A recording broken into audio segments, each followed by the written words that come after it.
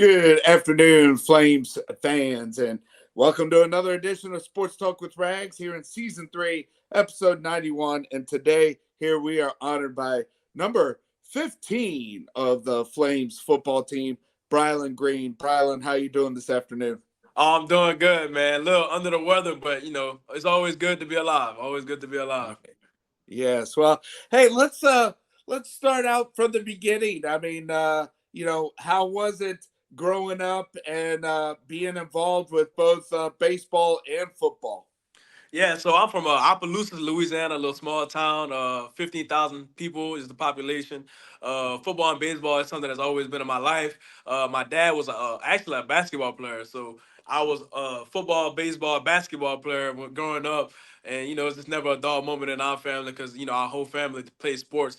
Growing up playing football and baseball, my parents are always hard on me. My dad, he was a sports guy, pushing me, to be the best player I could possibly be. And then also having my mom, she was more of the academic, making sure my grades were good, making sure that I was always eligible to play. Having those two things in my life, those two people in my life to make sure that everything was going good.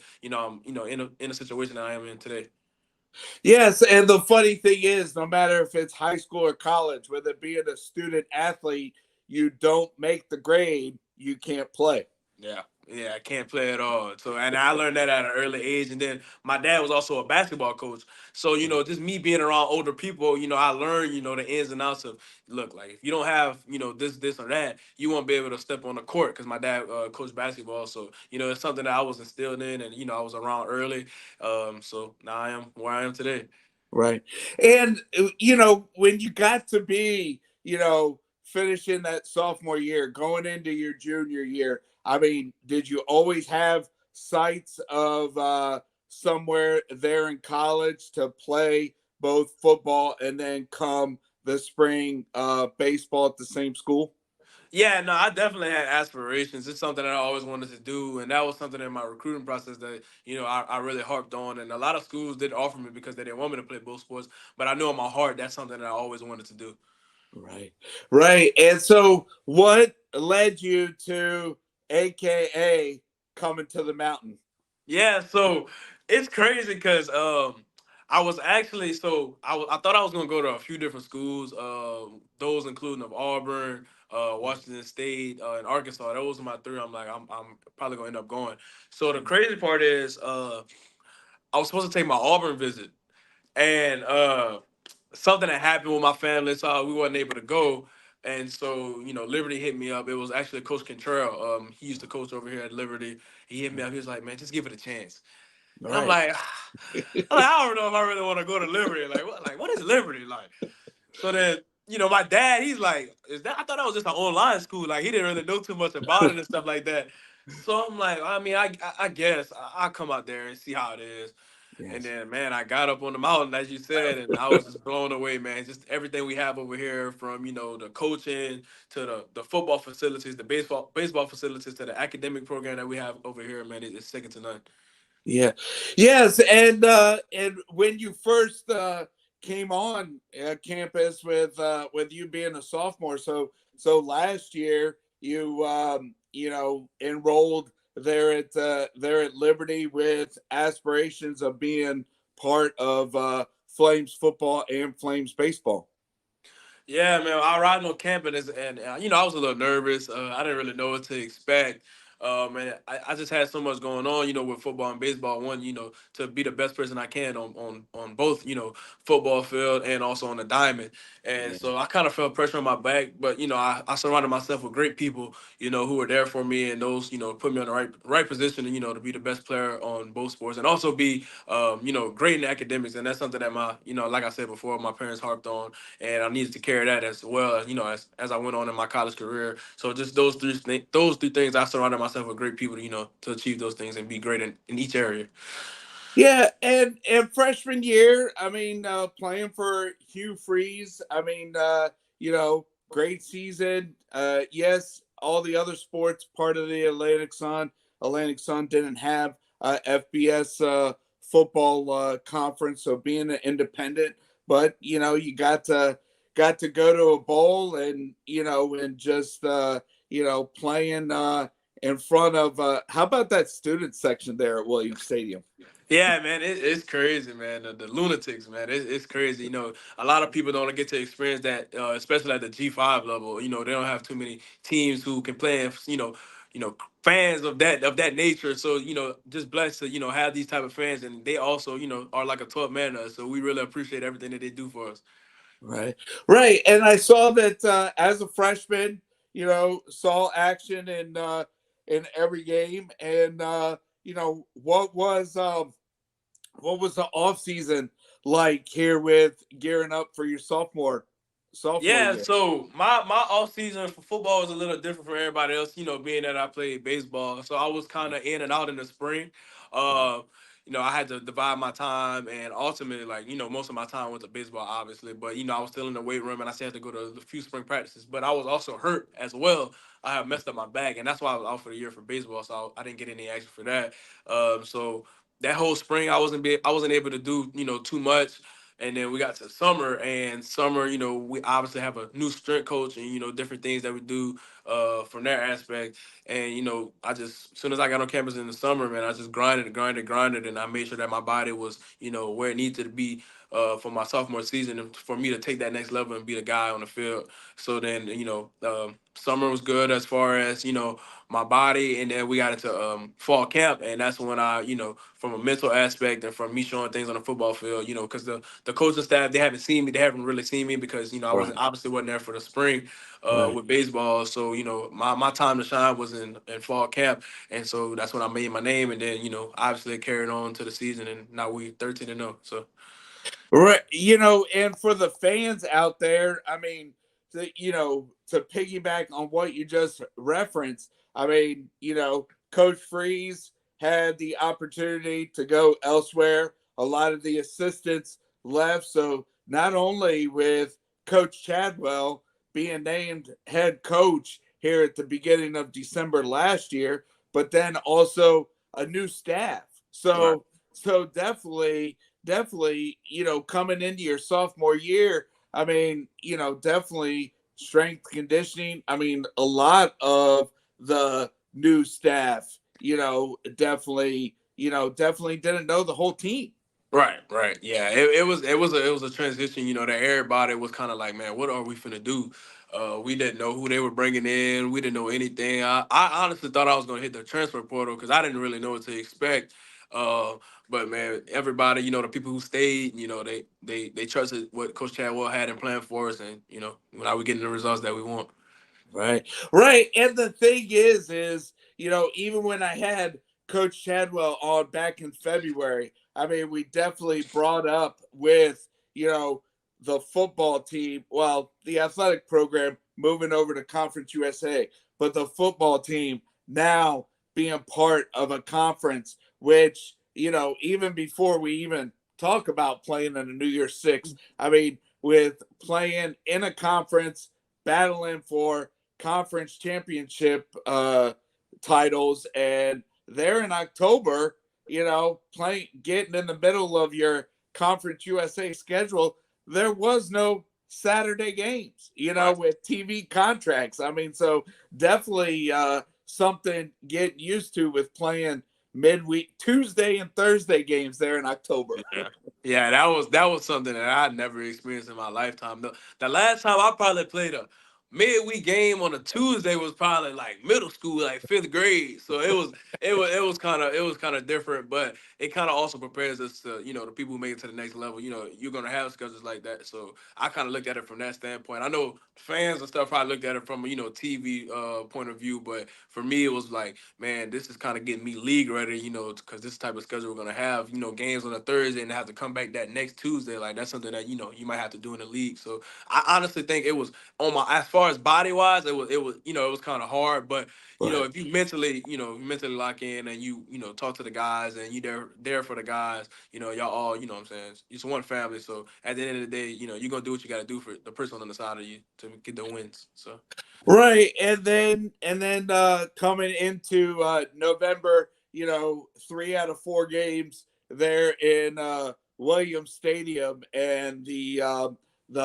the phrase that everybody uses, these days with trying to go 1-0. I mean, starting at that homecoming game there, Louisiana Tech, the team scoring 8 touchdowns and the Yeah. defense doing their job to beat Louisiana Tech 56-30. And what a way to start that last month of the regular season. With the last couple years, Liberty football, they did go to a bowl game, but just the last month of the season, just different things happened. But this year, you guys just took one game at a time, and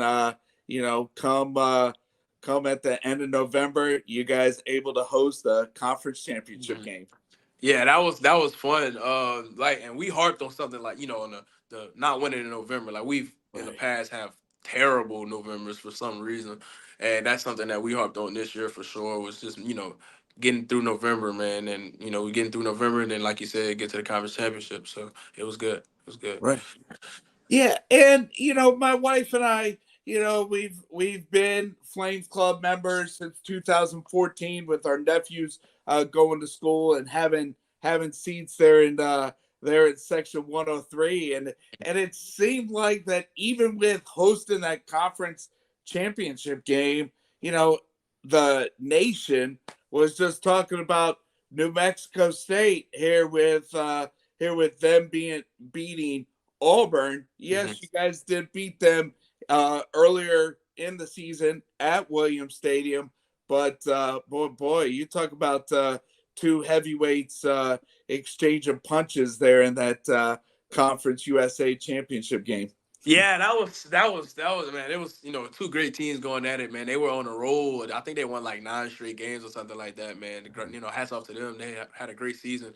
So we went in there knowing we're gonna get their best punch, and as the game went on, man, they just kept delivering blows, and they kept fighting and kept fighting. But we all knew in the back of our mind, if we deliver enough blows, we're gonna get the win at the end of the day. So Right. Yeah, and and that's with watching Flame Central, with watching different Liberty media outlets, and interviewing Coach Chadwell, interviewing players. I mean, that is one thing that's been constant, was you guys have been playing for each other. And just what a way. I mean, how was it? So Friday night, December 1st, championship game.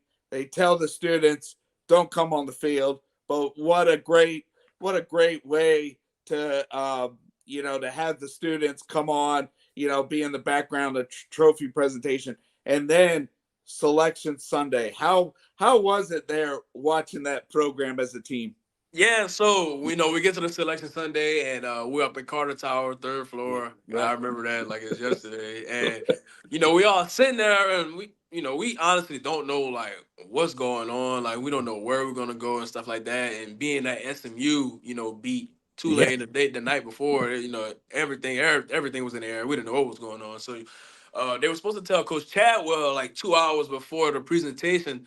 Uh, what we were going to be in, what bowl game we are going to be in, but he didn't know. Like they didn't tell him. So the Fiesta Bowl people called him, and they're like, "Shoot, we don't know either. Like we don't know who's going to be in the bowl game either." So everybody's stressing. Everybody, what I'm saying, don't know what's going on. And then we didn't know this, but they told Coach Chadwell like 5 minutes before the presentation. So he was trying to hold it in, trying not to, give a reaction and stuff like that. So then they finally get to our selection stuff.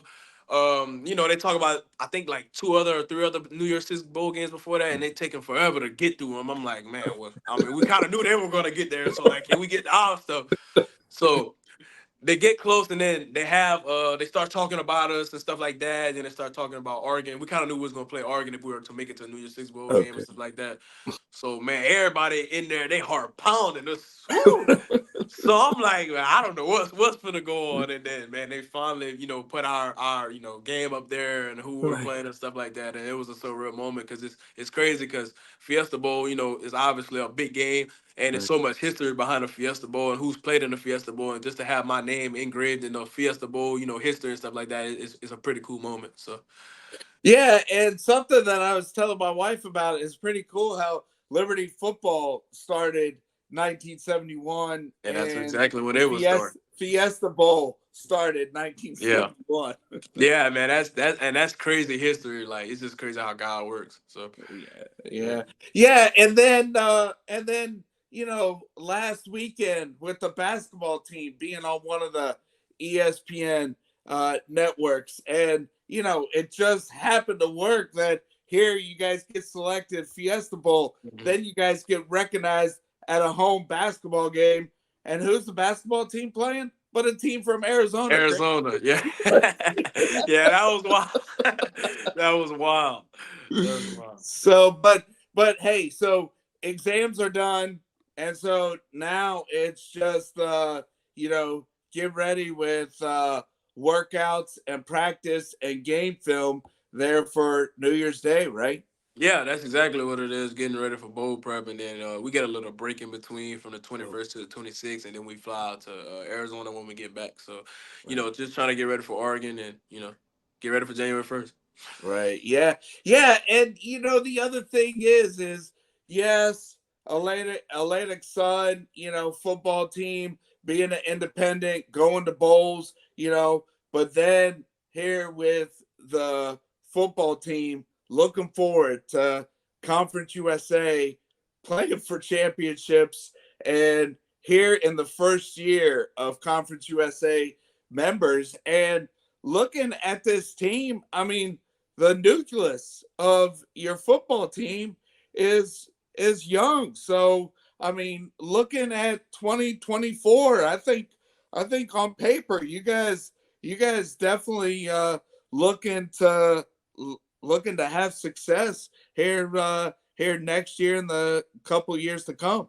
Right, yeah, and it's crazy because I know on the defensive side, it's like 60 to 70% of the team is underclassmen, which is crazy because I'm only 19 myself. I just turned Right. 19, so it's crazy to see how much skill we have at a young age, and just being able to. We're gonna have that, we're gonna have experience. We're gonna have snaps under our belt. So coming back next year, it's gonna be something to be reckoned with. So Right.